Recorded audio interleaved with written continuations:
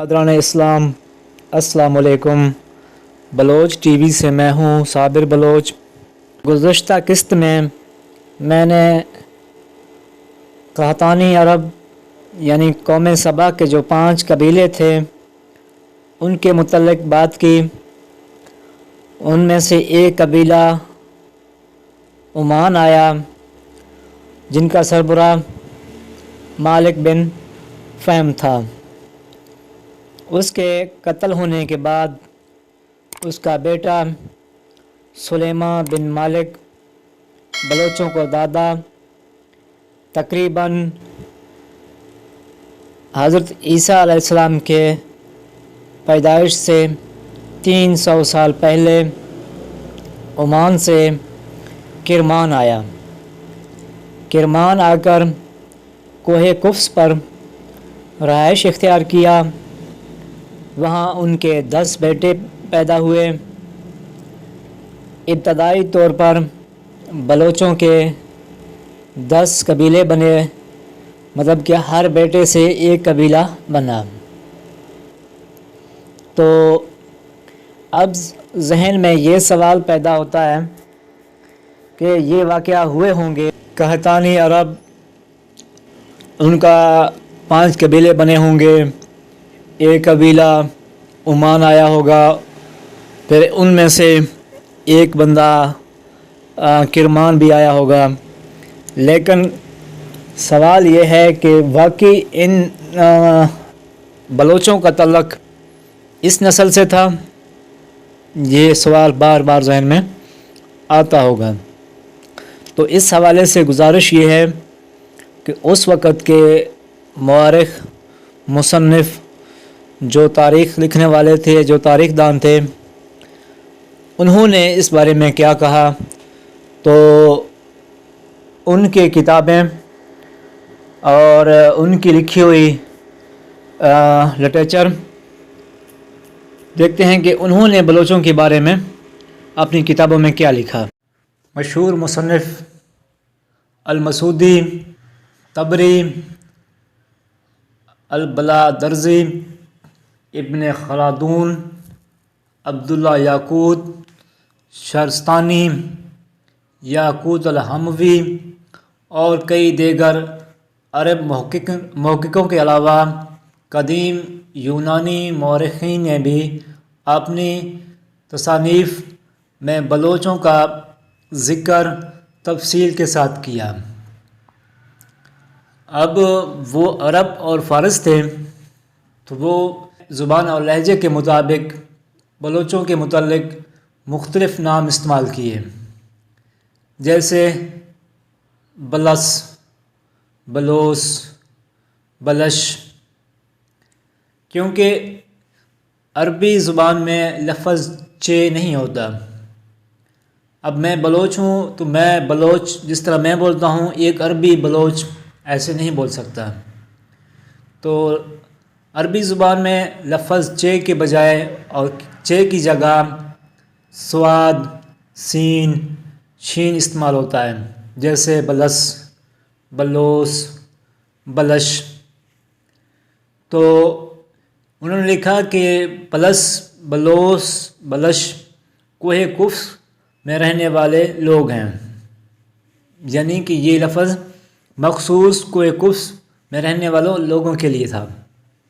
تو کوہ قفس پر جو رہنے والے تھے وہ سلیمان بن مالک اور ان کے قبائل کے لوگ۔ اب ان سے صاف ظاہر ہے کہ یہ لفظ، یہ لقب ان کے لیے ہے۔ تو ان سے صاف ظاہر ہوتا ہے کہ بلوچوں کا تعلق، بلوچوں کا دادا سلیمان بن مالک تھا۔ تو جیسے میں نے عرض کیا کہ سلیمان بن مالک کے 10 بیٹے تھے، تو ابتدائی طور پر ہر بیٹے سے ایک قبیلہ بنا، تو اس طرح بلوچوں کے 10 قبیلے بنے۔ تو بلوچ 7 پہاڑوں پر رہائش پذیر ہوئے۔ آبادی ان کی بڑھی تو پھر انہوں نے ساتھ ساتھ اپنے جو کوہ قفس کے ارد گرد دوسرے پہاڑی سلسلہ تھے تو وہاں وہ رہائش پذیر ہوئے۔